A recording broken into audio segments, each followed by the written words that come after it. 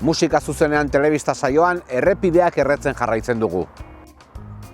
Gaurko saioan Audience taldea ezagutuko dugu.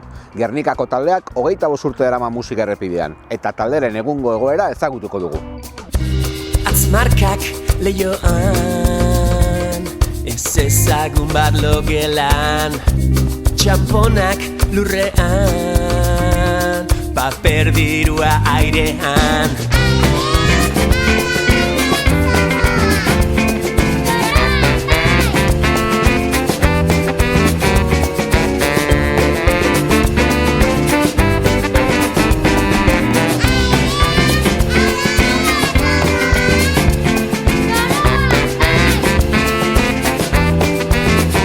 Hogeita 5 urte bete ditu Audience taldeak musika errepidean. Aurrera begira bizi diren arren, egindako guztia berrikusteko aukera ematen du honek ere. Audience taldea da Ortosik taldearen ondorengoa, Ortosik taldea 95ean hasi gendun, boskote bezala, eta ja boskote horretan bagon ginen Audience osatzen dugun nukleo, ezta, ni nire naia, Mikel baterian, Andoni bajuan, eta gaur egun be, Andoni ni eta Agerrek jarraitzen dugu taldean, ezta. Zuk esan duzun moduan, abentura oso ona izan da, eta, bueno, 25 urte honek bereizi aldoguz, etapa ezberdinetan, ni pentsatzen dut irizpide ezberdinak erabiliz, ezta, estiloak aldatu doguz, taldekideak edo taldearen formazioa ere aldatu da, disketxe aldetik ere, aldaketak eduki doguz, hor bereizi dezaket bideutza aurreko etapa eta bideutzeko etapa.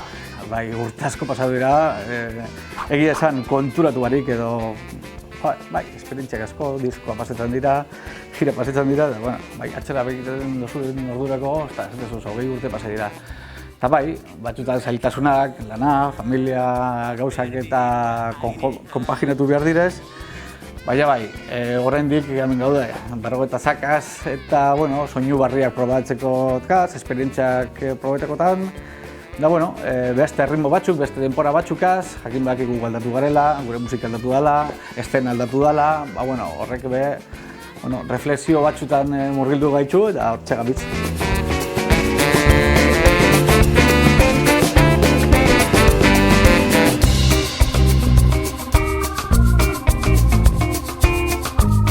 Rock musikaren baitan eman zituen taldeak lehen pausoak. Bai, zuk esaten duzuen moduan, nik esango neke gure lehenengo etapa, egon ginela nahiko, ez dakit nola esan, Euskal Herrian ematen zen estenarekin apur bat paraleloan joan ginen, zentzu horretan. Eraz, gure lehenengo diskoa, ez dakit hor guagian post-rocketik gertuan geunden, baina post-rocka, hardcorea, eta hor, ez dakit, momentu baten Lisabo bezalako talde batetik eskeunden hain urrun, behintzat publikoaren imaginarioan, naiz eta nik imaginatzen dut, gure eraginak eta gian Lisaborenak eta ibilbidea ezberdina esan, ezta? Beraz, bada momentu bat gure lehenengo bi diskoetan non bat egiten dugun estenarekin eta hor badago horrelako olatu bat, ezta? Ni gogoratzen dut 1989tik 2003 arte izan zala maketak eta gure lehenengo bi diskoak oso intensoak izan zirela. Dei asko, kontzertu pilo bat gainera Euskal Herritik kanpo, oraindik ere beste irizpide balen ez dutena komentatu, baina da hizkuntza, ezta, hizkuntzan ere eboluzio bat egon da, eta gure hastapenetan batez ere ingelesez abesten gindun, eta horrek emondozkun proiektzio bat batez ere Euskal Herritik kanpo joateko. Eta gero ja, 3. diskotik aurrera nik uste horre estilo aldaketa bat egin gendula, ezta. 3. diskoan, hurbildu ginen gehiago, ja diskoaren izenburuarekin nik uste pista handi bat eman gendula, Trying Wings on Roots.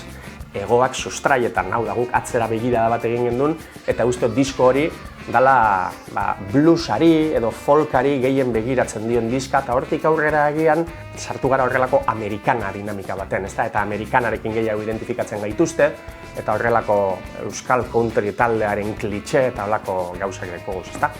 Guk inoz bestu egin olako hausnarketa bat, ze generotik, ze generora salto egingo dugun, bueno, igual Kubako episodio hori salbuespen modun hartunde, ez?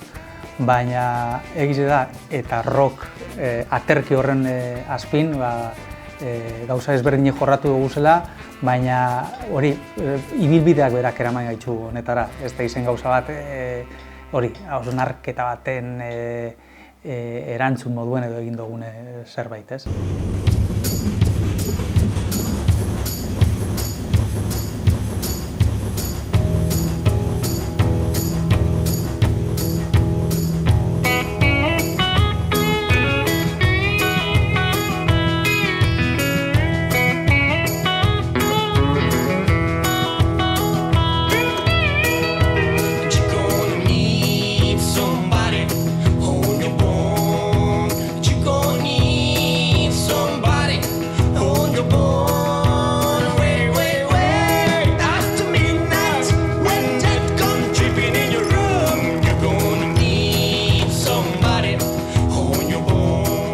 Musikalki garapen handia izan du Audience taldeak.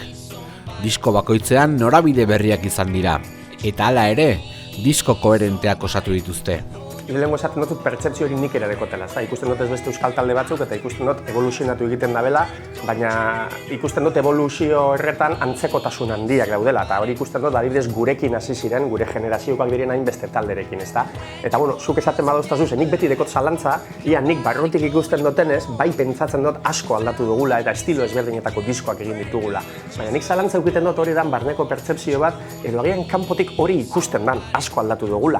Zeren gero, bueno, beste talde batzukin hitz egin ere eurek esaten doztie, bai, guk asko aldatu dugu. Eta nire pertzepzioa da, bai asko aldatu duzue, baina soinua antzekoa da, edo oinarri berdinekin zaudete, beraz. Bueno, lehenengo, komentatu zuretik etorri eta, nik uste dut horrela dala, ezta? Bai, guri disko bat grabatzen bukatzen dugunean, beti galdera ikur handi bat sortzea guta. Hau, nola atarako dugu, nola kaleratuko dugu, ez?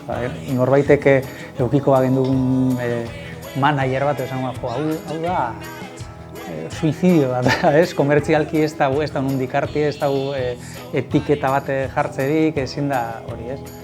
Eta nolabait beti izen dugu, ez? Kantak kokatu, olako diskoa ibilbide bat moduen definitu eta repertorio bat jorratu, ez?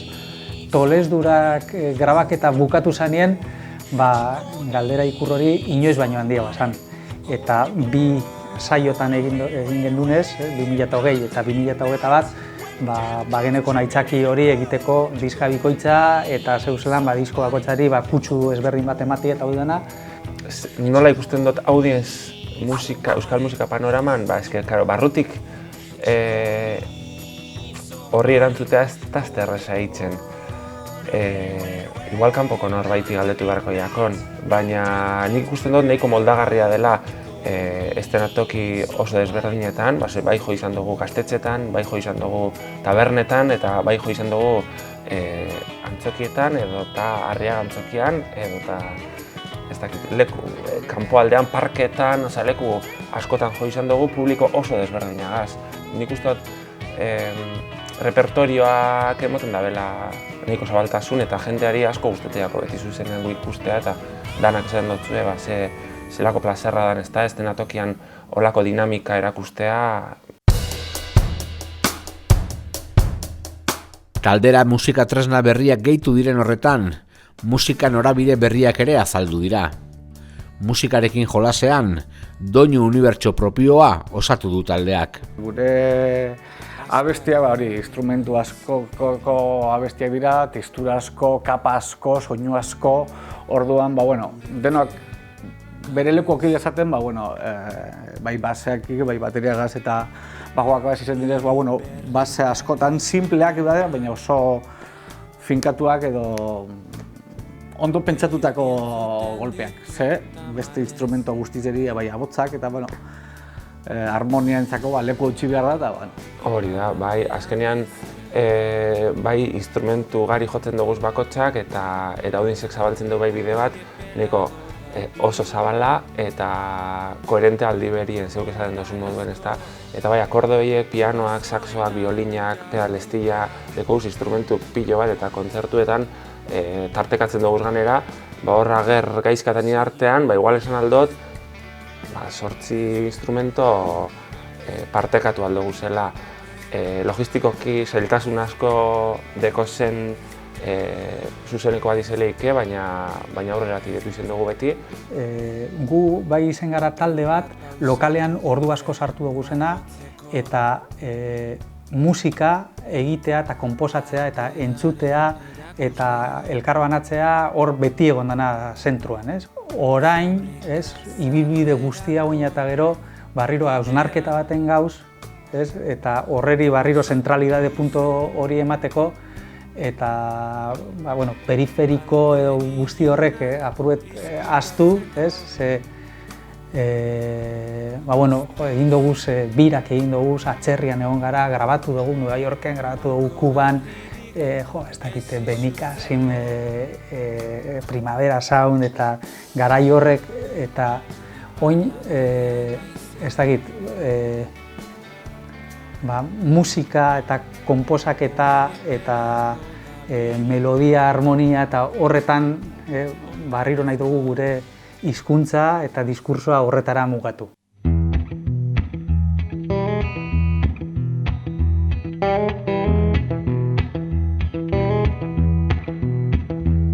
There's a man, he wakes up every morning. No matter if it's sunny or it rains, takes his fiddle, stands by the highway. No one seems to really care. Keeps on playing, would never get tired. It's that someone sin again.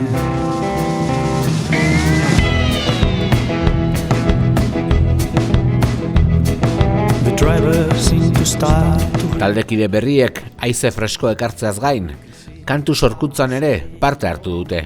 Bai sartzen naz ni audientzen, diska orkesteko, berez oso momentu berezian deitu egin zidaten, baixe izan zen, aspalditik ezagutzen dugu elkar, eta ardun esan zuten, animatzen zara, probatuko dugu, edo zer. Eta nik noski, bai, aspalditik zuzenezkoak eta asko gustatu izan zaizkit audientzenak eta ardun probatzeko pilo, etorri nintzen eta hasieratik oso ondo. Instrumentu bakoitza jotzeko moduan norberak beti zerbait edo aportatzen du, ez? Eta bai, egia da, audientzia ezagutzen duenak eta badaki gauza batzuk simple gustatzen zaizkiela, ez? Da beste batzuk esain simple.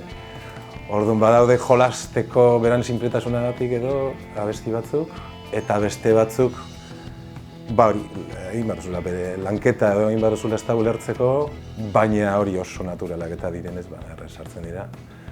Eta bai, jolasteko, gauza abesti batzutan serio, jolastu behar da eta beste batzutan igual bromatan gehiago, bada jolasteko tartea da, bai. Bai, ni sartu nintzen audientzen 2016an, eta hasi ginen Jai Alai Bluesek eskatzen bazelako, bai soinu bandan grabatuta zeudelako akordoi batzuk, eta hasi nintzen apurtxu bet akordoi horiek zuzenera eramaten. Eta akordoiek ziren horiek bihurtu ziren gero teklatu, piano, gitarra, eta ahotsetan hasi nintzen gero apurtxu bet saltzeatzen. Beti da nik gustatu izaia delako abestea, eta igual neure ahotsa ezagutzen hasi nintzen apurtxu bet, mikrofono batetik, eta honekaz horretan jarduna ben 2016tik, bai gaur egunen arte kasi izango ben. Ruben sartzen da taldean, 2015ean, hor Jai Alai Blues pelikularen soinu banda grabatuta geneukan, eta Ruben animatu zen, bira horretan, akordeoarekin laguntzen, eta akordeoarekin etorri izan, baina berehala jarri genion gitarra eta pianoan, eta gure hemengo dinamikan sartu genuen, ezta? Eta berak gurekin grabatzen da lehenengo diskoa da Kuban grabatzen dugun Isla, eta jadanik disko horretan 2 abesti konposatzen deuz, eta berak abesten deuz berak konposatutako abestiak, eta orain ere, Tolesdurak diskoan 3 abesti dekoz, eta nik uste horrek emoten dotzola, nik uste oso aberaztasun handia hotzeri, ez da bakoitzak bere estiloa dekogu, agerrek lasaiagoa, nik beti dauka tendentzia bat, naiz eta disko honetan saiatu naz apur bat samurtzen, badeko horrelako elektrizitate punto bat ezin dutena ez eszenatokian, ez abesterakoan geratu. Eta Rubenek deko horrelako oso tono ezberdin bat eta oso melodikoa esango neke Ager eta nire artean.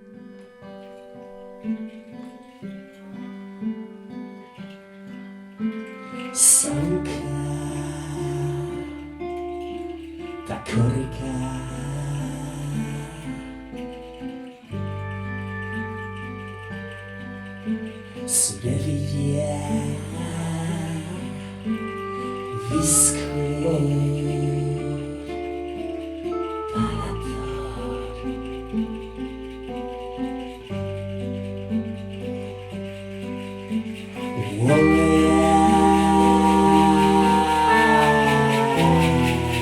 Tolesdurak lana vinilo bikoitzeko formatuan kaleratzen da, bide huts zigiluaren babesean. Ezoiko formatu batean dator, garai arraro baten erdian. Bai, ez da lehenengo aldia horrelako erabakiak hartzen dugu zen, ez da? Gogoratzen dut Mysteries Gamesekin hartu genuen erabaki bat formatu aldetik, zala kurioso, ez da? Atera genuen disko bat, non single bat kaleratu genuen, non bi abesti zeuden, abesti bakoitza alde batean, eta gero kaleratu genuen CD bat, zeinetan zeuden 5 abesti, eta gero deskarga txartel bat zegoen, zeinetan deskarga txartel horretan zeneukan beste abesti bat, ez zegoena ez viniloan, ez CD-a. Eta bueno, guri ideia bikaina, zitzaigun momentu horretan, idea bikaina. Eta gero ikusten duzu, agian guk merkatutik atartzen dugu erabaki guztiak, baina beti ere, merkatuak onartzen badugu hobeto ez da. Ez dugu gezurrik esango. Eta ikusten dugu zaila dela horrelako formatuak eta horrelako erabakiak hartuta publikoaren gana heltzea. Eta tolesdurakekin ere hartu dugu horrelako erabaki batzuk oso arriskatuak, ezta? Eta kreatiboki, niri iruditzen zait tolesdurakek dekola bide ona, oso posik nauzuk esaten duzun bezala hizkuntzen uztartzeak eta disko bikoitza, zeinetan gainera nik uste disko bakoitzak badaukala bere izaera, eta disko doble bat. Melomanoak izan da, The Clash-en London Calling, Beatlesen disko txuria, Exile on Main Street, Physical Graffiti, Led Zeppelina, eta disko bikoitzen oso maitalea gara, eta nahi genuen disko bikoitz bat atera, nahiz eta gaur eguneko tendentzia da musika entzutea formatu txikian, diskoak gero eta laburrauak diez, abestiak gero eta laburrauak diez, eta atentzioa deitu behar da berehala, ezin duzu eskatu zure publikoak horrelako atentzioa mantentzea pilo bat denboran, ezta? Eta disko bikoitza kaleratu dugu, eta hori espadan nahikoa, erabaki genuen kaleratzea pandemian erdian, eta gainera ekainean. Eta diskoa oso ondo joan da, oso pozik gauz diskoaren emaitzarekin, eta baina ikusten dugu denbora aldetik, agian orain gauz ikusten berriro ere, etorkizunera. Da tendentzi bat disko askorekin gertatu zaigun, ezta diskoa kaleratzen dugu, eta ikusten dugu, merkatuaren ritmoak oso azkar doazela, eta agian guk nahiko genukela denbora gehiago jarraitu diskoa aurkezten, baina orain momentuan dekogu hanka bat tolesduraken, eta beste hanka bat dekogu etorkizunari begira eta abesti berriak konposatu eta proiektu berriak egiteari. Disko bikoitza osatzen duten kantu guztiak Garate estudiotan grabatzen dira, 2 aro ezberdinetan. Bertan, Kaki Arkarazo dute soinu teknikari. Taldearen eta teknikariaren arteko konexioa handia da. Bai, Kaki hasieratik lehenengo diskoa izan zena Shake in Calm Water, oindala 11-12 urte. Hasieratik oso ondoak konektatu gendun, berakin. Eta guk aurkezten gendun, ez dakit, kaleidoskopio soinu horrekin, berak ondo egin zuen bat, berak disfrutago egiten dugu gu grabatzen, hori nabari egiten dugu.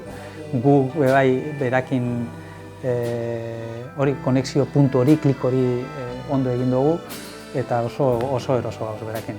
Bai, gauza asko egin dugu beragaz, bai Garaten, 3. lan luze egin dugu, eta beste bat Kuban. Kuba etorzan dugaz, tekniko modura eta bertakoak grabatzen. Da bai, esan oso naturala da. Estudioan abestiak oso landuta eroten dugu, asko ensaiatuta, idea batekin, alik eta denok batera joteko, grabaketa uste dugu soinu askoz organikoago, askoz zenbat eta gutxiago prozesatu dagoen, edo zenbat eta toma naturalagoakaz, ondo sentitzen gara, eta bertarako estudioko soinuak eta egoitza eta zelan dekon prepareta oso naturala eta oso gustora egoten aritzen gara bertan.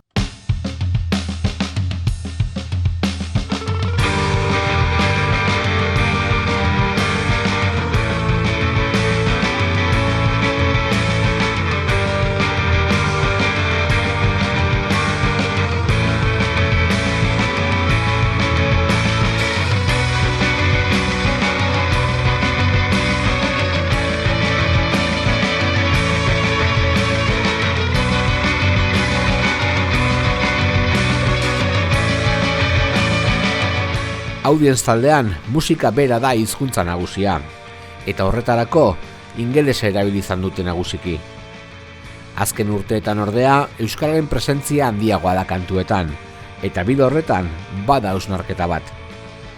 Bai, guztiz ados. Badakizu gainera gai honeri buruz beti tokatzen zaidala erantzutea, ezta? Badeko horrelako diskurtso bat honen inguruan.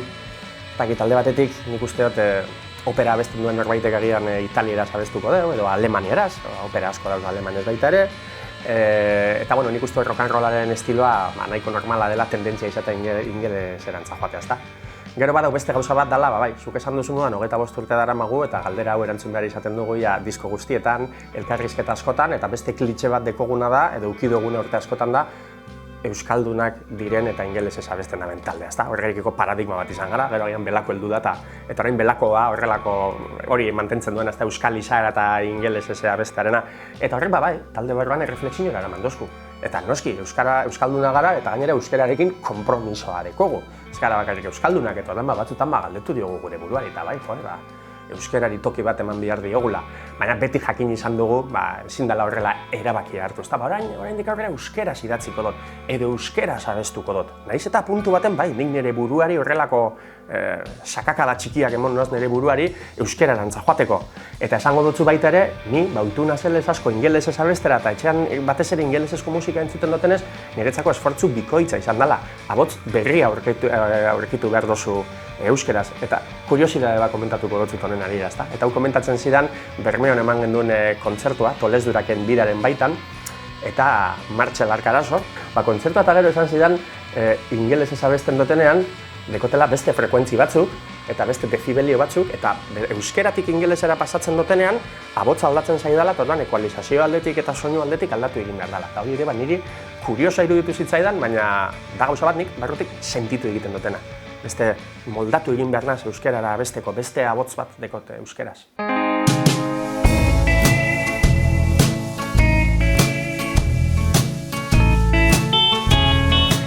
Zuzenean disko berria aurkezten ari diren honetan, kantu berria konposatzen ari da taldea Entsegu lokalean. Bai, askotan gertatu zaigu, dekogula kontzertuak proiektu bat lotuta eta gero lokalean egiten duguna da beste abesti batzu konposatu edo etorkizunean egingo dugun proiektuaren inguruan hitz egin. Baita ere ez dakit, esan duzun moduan laizter 25 urte egingo dugu eta egia esan inoiz ez dugu atzera begiratu. Ez genuen ospatu 10. urte horrena, 20. ere pasatu zitzaigun eta ez dugu ospatu eta ez dugu ezer egin eta beti egon gara aurrera begira, ezta? Eta igual da momentu bat orain lasaitasun apur bat hartu badakit nostalgiarik eta ez direla onak, ezta? Baina bai, gure artean askotan hitz egiten dugu eta atzera begira barre asko botaten dugu, anekdota pilo bat dekoguz eta bueno, igual momentu ona izan daiteke baita ere lasaitasun apur batekin, atzera begiratu perspektibarekin, ez nostalgiarik eta bat egin, baina ikusi egin dugun guztia eta beste aurrera pausu bat emon, ezta? 3, 2, 1.